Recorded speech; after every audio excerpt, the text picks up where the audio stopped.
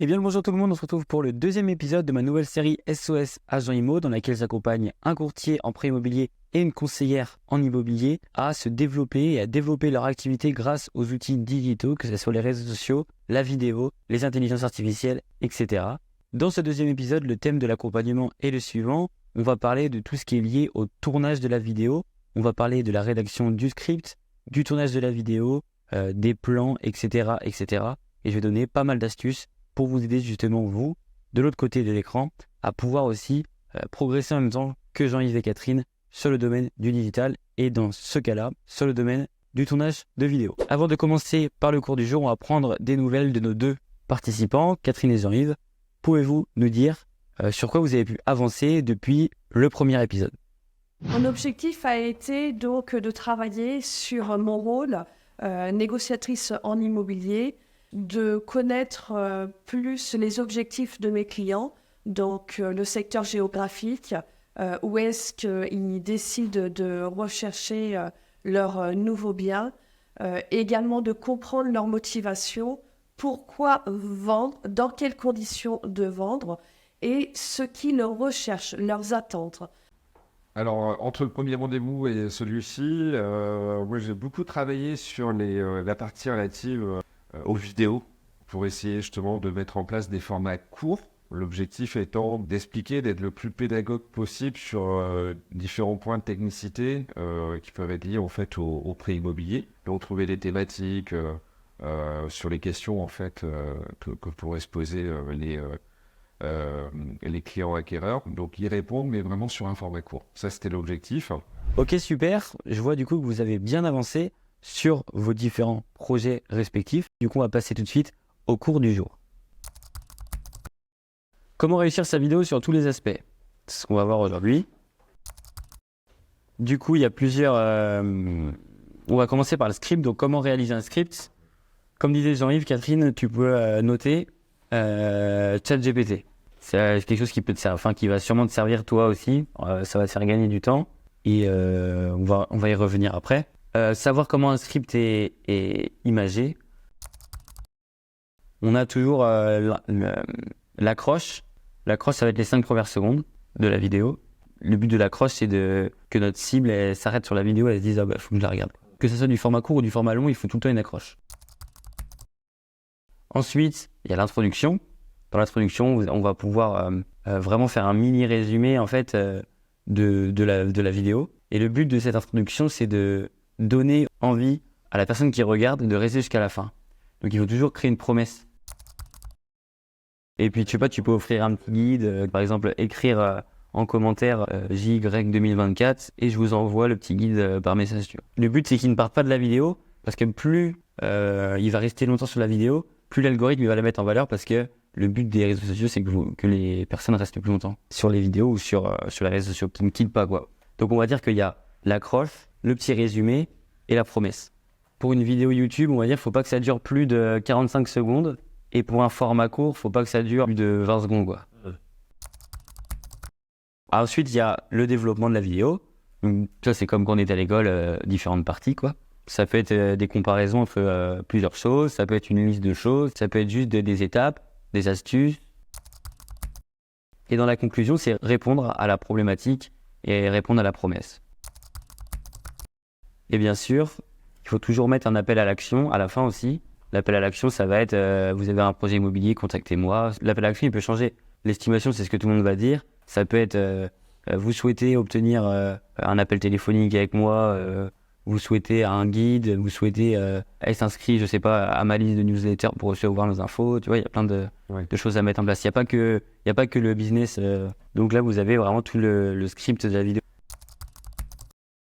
Il y a aussi quelque chose qui est important, c'est tout ce qui est storytelling, c'est l'art de raconter des histoires. Et tu vois, commencer une petite accroche comme ça, qui dure pas très longtemps, et du coup, en fait, en racontant une histoire, les gens, ils vont beaucoup plus vous écouter que si vous êtes purement dans du professionnel, où là, du coup, ils vont se dire, oh bah, il veut me vendre un truc, il veut me vendre ses services.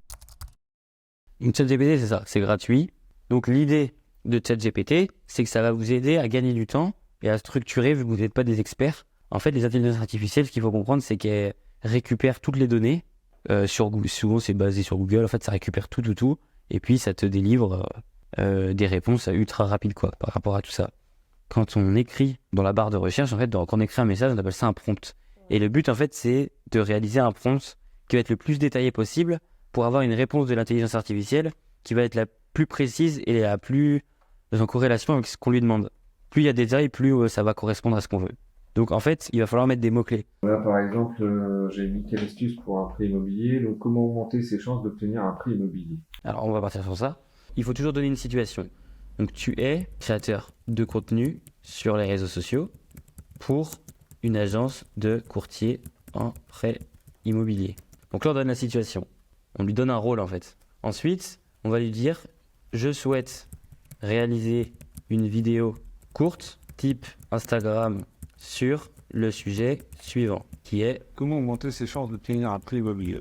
Donc là, on a la situation, on a la demande, on a la question, et puis tu vas lui donner des détails. Exemple, je souhaite que la vidéo possède un très bon storytelling, en prenant exemple sur un couple de jeunes trentenaires, Marie et Julien. Julien et Marie souhaitent acheter une maison sur la ville de Nantes. Toutes les banques les ont refusées. Grâce à mon expertise de courtier en prêt immobilier, j'ai réussi à résoudre leurs problèmes. Donc ce qui veut dire qu'on a un rôle, une demande et du détail sur la demande. Et à la fin, peux-tu me rédiger un script pour cette vidéo? Et là, on fait entrer. Et du coup, normalement, ça va s'écrire tout seul en 1 minute, même pas 30 secondes. Donc, tout n'est pas forcément bien. Mais ça te donne une structure. Oui, voilà.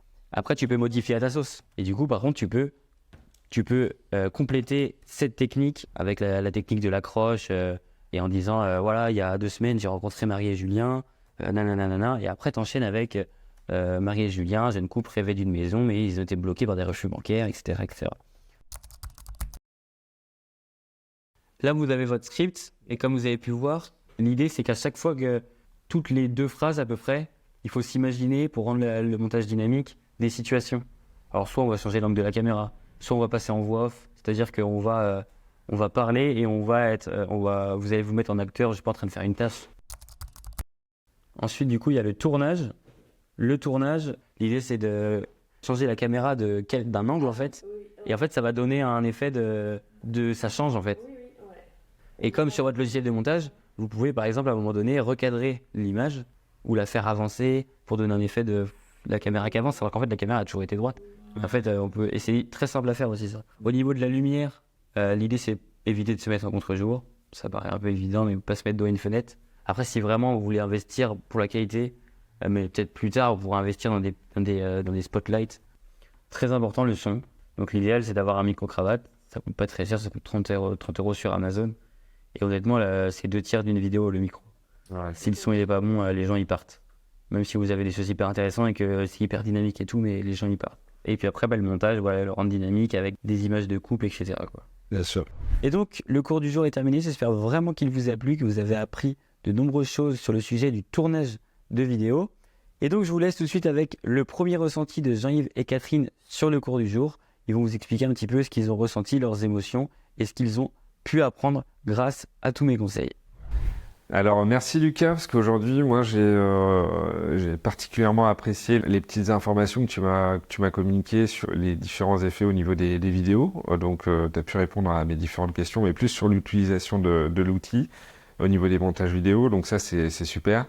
Et en second lieu, ce que j'ai trouvé très intéressant également, c'était de nous donner vraiment les outils, notamment sur ChatGPT, pour pouvoir contextualiser en fait nos différents posts, les mettre en valeur en fonction, nous aussi, de ce qu'on souhaite faire, que ce soit également tant sur YouTube que sur LinkedIn, travailler sur les mots-clés aussi du référencement grâce à ChatGPT. Donc tout ça, c'est super intéressant. Donc moi, aujourd'hui, je suis super content. Alors, pour finir, merci Lucas de ta présence. Alors, ce que j'ai beaucoup aimé encore, c'est échanger sur et comment évoquer et rédiger un script. Donc, j'ai beaucoup apprécié ceci. Et donc, je n'ai qu'une hâte, c'est bien sûr de pouvoir monter et créer une vidéo en y mettant justement ce futur script. Merci à toi, Lucas. Et pour conclure cette vidéo, je vous remercie d'avoir regardé cette vidéo en entier. N'hésitez pas du coup à laisser un pouce bleu, à mettre votre avis en commentaire ou à mettre même vos questions en commentaire. N'hésitez pas non plus à vous abonner à ma chaîne YouTube si vous voulez suivre l'aventure en fait de Jean-Yves et Catherine et si vous voulez avoir de multiples conseils sur l'immobilier digital. Et aussi du coup, n'hésitez pas à partager cette vidéo à vos collègues ou à vos confrères, que ce soit des conseillers immobiliers, des courtiers, des notaires, etc. Sur ce, je vous dis à la semaine prochaine pour une prochaine vidéo. C'était Lucas et je vous dis à bientôt. Bye.